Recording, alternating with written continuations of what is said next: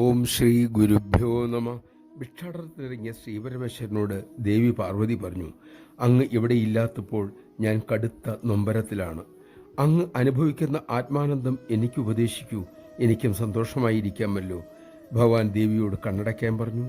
ദേവി അനുസരിച്ചു. എന്തു കാണുന്നു എന്ന് ദേവൻ ചോദിച്ചു. അവിടുത്തെ രൂപം മാത്രം കാണുന്നു എന്ന് ദേവി പറഞ്ഞു.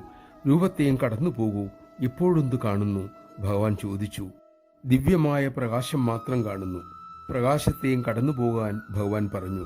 അങ്ങനെ ചെയ്തപ്പോൾ നാദം മാത്രം കേൾക്കുന്നു എന്ന് ദേവി മറുപടി പറഞ്ഞു. അതിനെയും കടന്നു പോകാൻ ഭഗവാൻ ഉപദേശിച്ചു. ഇപ്പോൾ എന്താണ് അനുഭവം എന്ന ഭഗവാന്റെ ചോദ്യത്തിന് ദേവി ഒന്നും മിണ്ടിയില്ല. ദേവി ശിവനുമായി ഐക്യം പ്രാപിച്ചു കഴിഞ്ഞിരുന്നു. ഇക്കഥ പറഞ്ഞിട്ട് അമ്മ അരുളി, മക്കളെ, വാക്കുകൾ ബുദ്ധിയുടെ ഉൽപ്പന്നമാണ്. ബുദ്ധി യുക്തിയുടെ ലോകത്താണ്. സ്നേഹം നിറഞ്ഞ വ്യക്തി ധ്യാനത്തിൽ മുഴുകിയിരിക്കുന്നത് പോലെയായിരിക്കും, ശാന്തനായിരിക്കും. അദ്ദേഹത്തിൻ്റെ മൗനം തന്നെ എല്ലാറ്റിനും ഉത്തരമേകും. നമഃ ശിവായ.